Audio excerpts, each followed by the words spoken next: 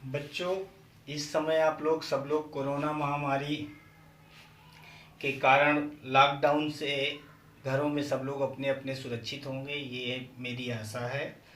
और इस कोरोना महामारी के चलते हम लोग घरों में कैद हैं, जिससे कोई पढ़ाई लिखाई नहीं हो पा रही। इसलिए हम लोग ऑनलाइन क्लासेज सरकारी निर्देश पर शुरू करने जा रहे हैं।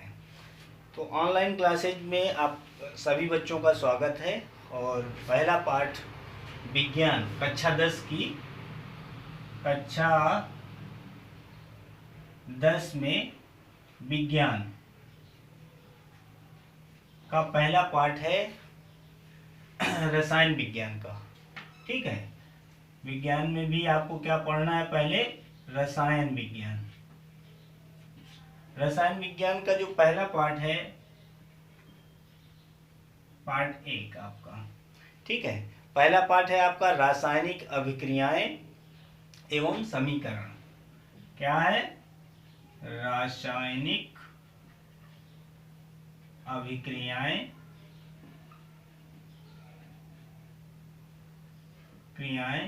एवं रासायनिक समीकरण एवं रासायनिक समीकरण। बच्चों, तो आप लोग रेडी हो जाइएगा। अब सबसे पहले हम लोग पढ़ेंगे रासायनिक अभिक्रिया। सबसे पहले क्या पढ़ेंगे हम लोग? रासायनिक अभिक्रिया।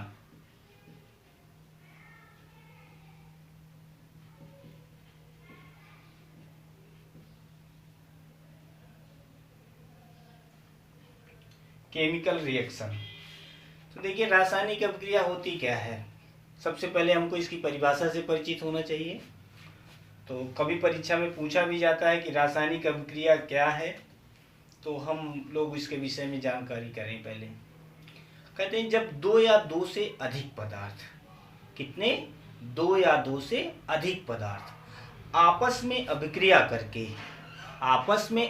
करके भिन्न गुणधर्म वाले, मतलब भिन्न गुणधर्म का मतलब जो आपस में अभिक्रिया कर रहे हैं, तो उनके दूसरे गुणधर्म का नया पदार्थ जब बनता है, तो ये पूरी प्रक्रिया हमारी क्या कहलाती है? रासायनिक अभिक्रिया। क्या कहलाती है? रासायनिक अभिक्रिया। कहते हैं, जब 2 या 2 से अधिक पदार्थ आपस में अभिक्रिया करके भिन्न गुणधर्म वाले किसी नए पदार्थ का निर्माण करते हैं। ठीक है, तो यह घटना क्या कहलाती है? रासायनिक अभिक्रिया। इसमें जो पदार्थ आपस में अभिक्रिया करते हैं उन्हें हम कहते हैं अभिकारक, और जो बनता है उन्हें हम कहते हैं उत्पाद। क्या कहते हैं? इन्हें हम, जो अभिक्रिया करते हैं उन्हें हम कहते हैं अभिकारक, और जो प्राप्त होता है उन्हें हम कहते हैं उत्पाद। जैसे साधारण अभिक्रिया मान लीजिए जिंक है आपका, जिंक है, ये ऑक्सीजन से अभिक्रिया करता है और जिंक ऑक्साइड बनाता है। क्या बनाता है? Zinc oxide. तो ये हमारा जो जिंक और ऑक्सीजन है, ये हमारे क्या कहलाते हैं? अभिकारक। ये क्या है? अभिकारक। और ये क्या है? हमारा उत्पाद। दूसरा है कि देखिए, जब रासायनिक अभिक्रिया तभी होती है जब ये कहते हैं कि अभिकारकों के बीच में नए बंधों का बनना, यानी पुराने बंध टूटे और नए बने। ठीक है, वो किस में आता है? आपके रासायनिक अभिक्रिया में। रासायनिक अभिक्रिया में क्या होता है कि जब कभी दूसरे इन जो अभिकारक हैं, इनके बंध टूटते हैं और इनके बीच में नई बॉन्डिंग होती है, नए बंध बनते हैं, जिससे हमें उत्पाद प्राप्त होता है। इसी कारण अभिकारक के गुण उत्पाद के गुणों से भिन्न होते हैं। अभिकारक के गुण जो होते हैं उत्पाद के गुणों से भिन्न होते हैं। ये जो पूरी प्रक्रिया है, ये हमारी कहलाती है रासायनिक अभिक्रिया। रासायनिक अभिक्रिया की पहचान के लिए है, जैसे पदार्थों का क्या है? रंग परिवर्तन। अभिकारक अगर कहीं हो रहे हैं तो इनका क्या, अभिक्रिया अगर हो रही है तो अभिकारकों में क्या होगा? रंग परिवर्तन हो सकता है, गैस निकल सकती है यहाँ से। ठीक है, किसी अभिक्रिया में गैस निकल रही होती है, ताप परिवर्तन होता है। अभिक्रिया कहीं पर भी होगी तो अब उसके परिणाम स्वरूप उसका टेम्परेचर चेंज हो सकता है, ताप बदल सकता है, और कहीं कहीं पर क्या होता है, अवक्षेप का निर्माण होता है, अवक्षेप बनता है। और कुछ दशाओं में जैसे यहाँ अवक्षेप बनता है तो ये हमारे अभिकार क्रिया कहीं पर हो रही है कि नहीं हो रही, ये इनकी साधारण वाह देख करके पहचान है कि इनको हम कैसे पहचानेंगे कि रासायनिक अभिक्रिया हो रही है या नहीं हो रही। इसके अलावा देखते हैं कि जैसे दैनिक जीवन में आप देखते होंगे कि रासायनिक अभिक्रिया कहाँ पे हो रही है, हम देख पा रहे हैं कि नहीं देख पा रहे हैं। जैसे गर्मी के दिनों में दूध का फटना, गर्मी के दिनों में दूध का फटना, लोहे के पदार्थों में जंग लगना, सांस लेना, ठीक है, ये सब हमारे क्या आते हैं कि ये रासायनिक अभिक्रियाएं हैं, ये रासायनिक अभिक्रियाओं की पहचान है। जैसे अगर हम सांस लेते हैं तो कोई बच्चा पूछ सकता है कि सर सांस लेने में कौन सी रासायनिक अभिक्रिया हो रही है। एक गैस ले रहे हैं, दूसरी निकाल रहे हैं, पहली वाली नहीं निकाल रहे हैं। पहले अगर हम क्या है, वायु से ऑक्सीजन ले रहे हैं और निकालते क्या है, कार्बन डाइऑक्साइड। तो देखिए अभी आपने इसमें पढ़ा भी क्या कि जो हमारे अभिकारक होंगे वो उत्पादों के गुणों से भिन्न होंगे। तो इसी प्रकार जो हम सांस ले रहे हैं तो हम लेते ऑक्सीजन है और छोड़ते कार्बन डाइऑक्साइड है, ठीक है। तो अब इसमें से हमको ये देखना है कि रासायनिक अभिक्रिया की परिभाषा क्या है, क्या हमको समझ में आई, क्या समझ में आई। हम कहेंगे कि जब दो या दो से अधिक पदार्थ आपस में अभिक्रिया करके किसी नए पदार्थ का, वो भी भिन्न गुणधर्म वाले पदार्थ का निर्माण करते हैं तो हम उस पूरी प्रक्रिया को कहते हैं रासायनिक अभिक्रिया। अब हम ये देखते हैं कि रासायनिक अभिक्रियाएं कौन कौन सी होती हैं। रासायनिक अभिक्रियाओं के प्रकार, आगे क्या पढ़ेंगे हम इसमें, रासायनिक अभिक्रियाओं के प्रकार। देखिए रासायनिक अभिक्रियाएं कई प्रकार की होती हैं, जिनमें से है आपकी पहली है योगात्मक अभिक्रिया,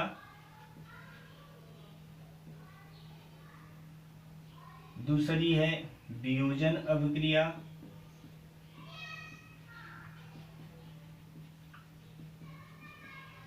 तीसरा है प्रतिस्थापन,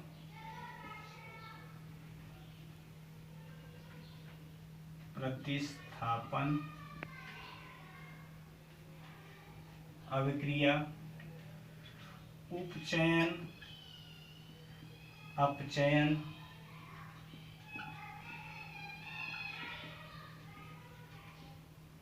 अभिक्रिया। इसी के साथ में आती है आपकी ऊष्माक्षेपी व ऊष्माशोषी।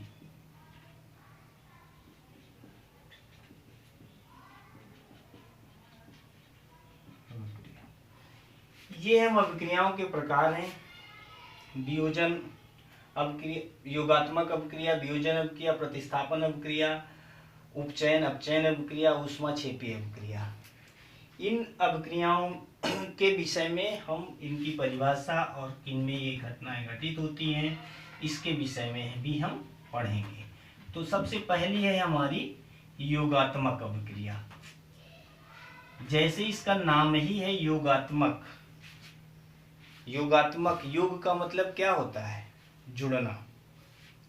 योग का मतलब क्या है हमारा, जुड़ना। जब कहते हैं कि जब हमारे कहीं पर एक या एक से अधिक प्रकार के पदार्थ आपस में अभिक्रिया करके केवल एक पदार्थ का निर्माण करते हैं, केवल क्या करते हैं, केवल एक पदार्थ का निर्माण करते हैं, उन्हें हम कहते हैं योगात्मक अभिक्रियाएं। मतलब क्या हो रहा होगा वहाँ पर, कोई दो पदार्थ आपस में मिल रहे होंगे, उनमें से किसी एक पदार्थ का निर्माण हो रहा होगा। जैसे अगर हम ले लेते हैं ऑक्सीजन, क्या ऑक्सीजन और हाइड्रोजन। देखिए होता क्या है कि ऑक्सीजन आपका ये और हाइड्रोजन आपका ये आपस में अब क्रिया करके क्या बना देते हैं, जल। क्या बना देते हैं, जल। तो यहाँ पर क्या है कि दो या दो से अधिक पदार्थ आपस में अब क्रिया करके किसी एक नए पदार्थ का, किसका, किसी एक नए पदार्थ का निर्माण करते हैं। तो यह प्रक्रिया जो होगी पूरी, वो रासायनिक अभिक्रिया में से कौन सी अभिक्रिया कहलाएगी, योगात्मक अभिक्रिया। कौन सी अभिक्रिया कहलाती है, योगात्मक अभिक्रिया। जैसे मान लीजिए इसका दूसरा एग्जांपल, जैसे सल्फर है हमारा, सल्फर और ऑक्सीजन।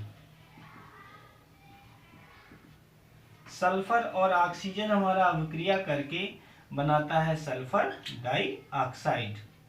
क्या बनाता है, सल्फर डाइऑक्साइड।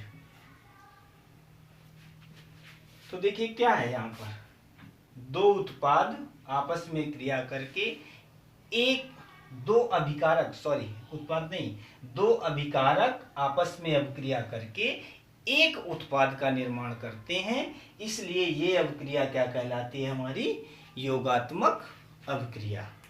ठीक है, ये क्या कहलाती है, हमारी योगात्मक अभिक्रिया। जैसे इसमें से कहीं कोई दूसरा एग्जाम्पल भी हम ले सकते हैं, जैसे कैल्शियम ऑक्साइड है, अगर इसकी हम जल से अभिक्रिया कराते हैं तो ये हमारा कैल्शियम हाइड्रोक्साइड बनाता है। क्या बनाता है, कैल्शियम हाइड्रोक्साइड। ये जैसे हमारा बुझा हुआ चूना जल से अभिक्रिया करता है तो क्या बनाता है, हमारा कैल्शियम हाइड्रोक्साइड। तो इस प्रकार से बहुत से पदार्थों के बीच में अभिक्रियाएं होती हैं, जब दो या दो से अधिक पदार्थ आपस में संयुक्त होकर के एक नए, केवल क्या होगा, एक नए पदार्थ, नाम ही है योगात्मक, सभी आपस में जुड़ जाएं। ठीक है, जितने भी पदार्थ आपस में अभिक्रिया कर रहे हो सभी एक ही साथ जुड़ जाते हैं। तो इस प्रकार की जो अभिक्रिया होगी उसको हम कहते हैं योगात्मक अभिक्रिया।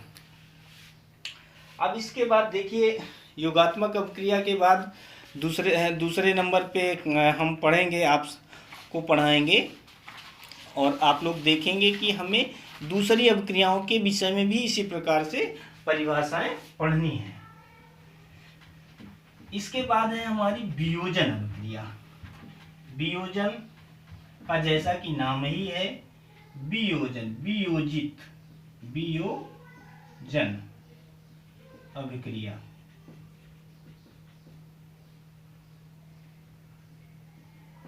वियोजन अभिक्रिया की जैसा इसका नाम है वियोजन, वियोजन इसका शाब्दिक अर्थ ही है कि वियोजन का मतलब क्या होता है, टूटना। वियोजन का मतलब क्या होता है, टूटना। जब कोई एक पदार्थ, जब क्या हो, कोई एक पदार्थ क्या हो, दो या दो से अधिक भागों में, दो या दो से अधिक भागों में टूट जाए, ठीक है, तो वो वियोजन कहलाएगा। तो अब हमको यहाँ पढ़ना है वियोजन अभिक्रिया, मतलब वह रासायनिक अभिक्रिया क्या है जिसे हम वियोजन अभिक्रिया कहते हैं। ठीक है, तो कहते हैं वह रासायनिक अभिक्रिया, वह रासायनिक अभिक्रिया जिसमें कोई पदार्थ अपघटित या वियोजित होकर दो या दो से अधिक भागों में टूट जाता है। कैसे, दो या दो से अधिक भागों में टूट जाता है, उसे हम कहते हैं वियोजन अभिक्रिया। जैसे हमारा है कैल्शियम कार्बोनेट है, ये जब गर्म किया जाता है, कैल्शियम कार्बोनेट हमारा जब गर्म किया जाता है तो ये हमारा कैल्शियम ऑक्साइड और कार्बन डाइऑक्साइड में परिवर्तित हो जाता है। तो यहाँ पे देखिए क्या हुआ कि ये हमारा जो एक पदार्थ है कैल्शियम कार्बोनेट, क्या है, कैल्शियम कार्बोनेट, ये टूट करके किस में परिवर्तित हो गया, कैल्शियम ऑक्साइड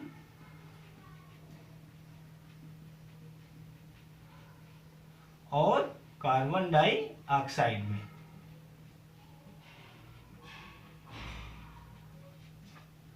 कार्बन डाइऑक्साइड में।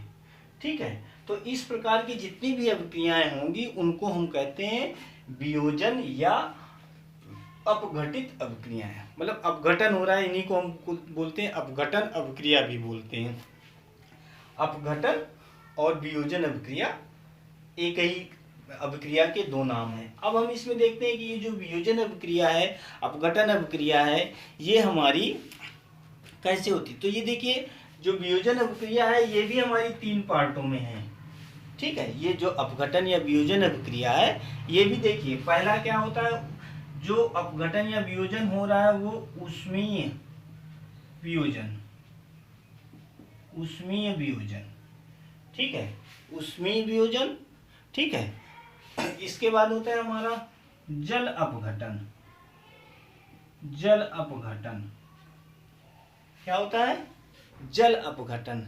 फिर तीसरा है हमारा प्रकाश अपघटन, प्रकाश अपघटन या वियोजन।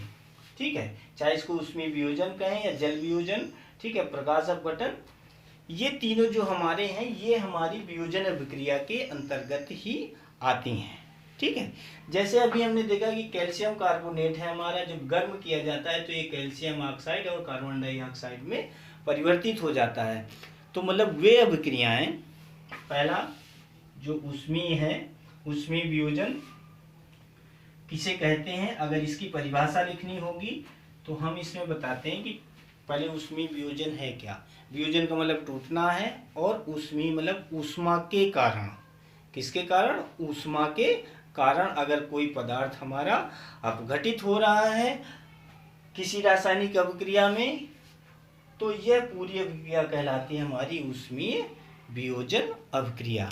मतलब वे अभिक्रियाएं जिनमें अभिकारकों के विघटन हेतु ऊष्मा की आवश्यकता होती है, जिसमें क्या हो, ऊष्मा की आवश्यकता हो। वियोजन के लिए, वियोजन के लिए, वियोजन हेतु हमें जरूरत क्या हो, ऊष्मा की। तो ये अभिक्रियाएं हमारी क्या कहलाती हैं, ऊष्मीय वियोजन। जैसे हमारा कैल्शियम कार्बोनेट था, इसको जब हम गर्म करते हैं, क्या करते हैं, गर्म करते हैं, तभी ये हमारा इसमें कन्वर्ट होता है, कैल्शियम ऑक्साइड और कार्बन डाइऑक्साइड में, तभी ये कन्वर्ट होता है। ठीक है, दूसरा है हमारा जल अपघटन। जल अपघटन या जल वियोजन अभिक्रिया। तो जल अपघटन हमारा क्या होता है कि जल अपघटन किसे कहते हैं, कहते हैं कि इसमें अभिकारकों के अपघटन हेतु विद्युत ऊर्जा का प्रयोग किया जाता है। क्या किया जाता है, इसमें विद्युत ऊर्जा का प्रयोग किया जाता है। जहां पर कोई देखिए बहुत सी रासायनिक अभिक्रिया, जैसे हमें लोहे के किसी इस पर अगर हमें पॉलिश चढ़ानी है तो वहाँ क्या होता है, हम जो ये पॉलिश करते हैं वो इलेक्ट्रोलिसिस द्वारा करते हैं।